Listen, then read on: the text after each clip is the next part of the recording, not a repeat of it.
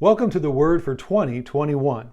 Today we're going to be going through the book of Leviticus. Now we're not going to be going chapter by chapter through this book, but I want to do an overview. I want to talk to you about what you will find in these chapters, but then I want to pull some things out that will deal with things that we are affected by. Many of the things that you read here in the book of Leviticus, they deal with law and ritual. Leviticus is the third book in the Bible. It's the third book of the Torah, or the third book of the law. The things that are listed here, again, deal with how they were to worship the Lord in the tabernacle or in the temple through the sacrifices, which we do not do. Now, in chapters 1 through 7, these chapters deal with different kinds of offerings. In chapters 8 and 9, we read about the ministry of the priests. In chapters 11 through 15, these are laws about food and purification, about skin diseases, mildew, uncleanliness. As the nation of Israel is beginning, God wants to talk to them about how to be healthy and what they need to do to protect themselves. So these laws were necessary for them in that time period. In chapter 16, we learn about the Day of Atonement. In chapter 17, the fact that eating blood for them is forbidden. In chapter 18, there's a whole chapter of things that are unlawful in the way of sexual relations. What was God telling the people? He was telling them that intimacy should only be between a man and a woman, and they should be married, a husband and a wife. Everything else, God says, is an abomination, but only relationship between a husband and a wife is right. In chapter 19, you'll find various laws. There's laws about harvesting, and then he repeats the law that you are not to steal, lie, or deceive. You are not to pervert justice. That means giving favoritism to the poor or to the great. Do not hate in your heart, God says, and do not seek revenge. In chapter 20, there are punishments for sin. Now, these are capital offenses. And so God is telling the people that they are to hold these kinds of activities as capital offenses. Why? Because God is serious about sin and He is serious about holiness.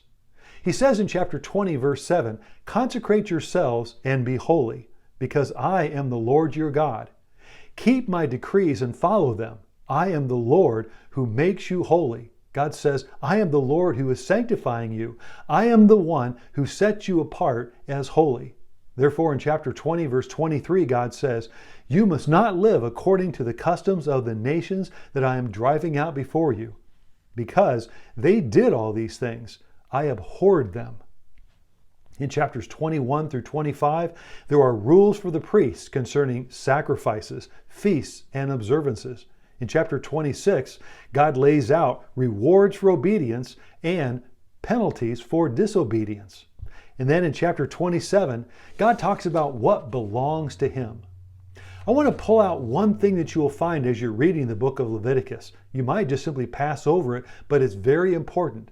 In Leviticus chapter 18 and chapter 20, God talks about Moloch.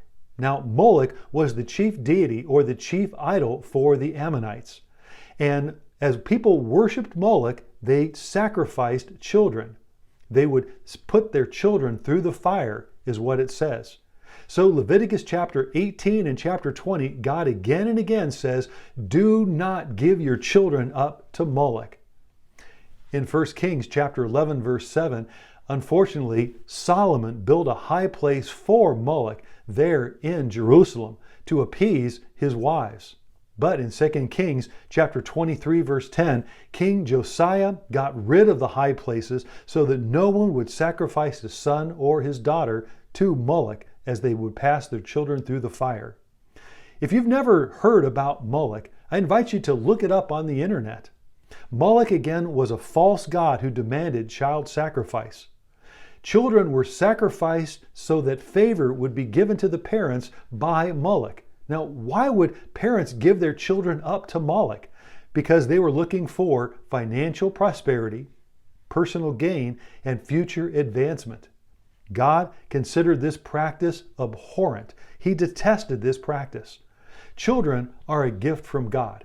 They are created in His image, and children are filled with promise, with hope, and with blessing. Therefore, children should be protected, they should be nurtured, and they should be cherished.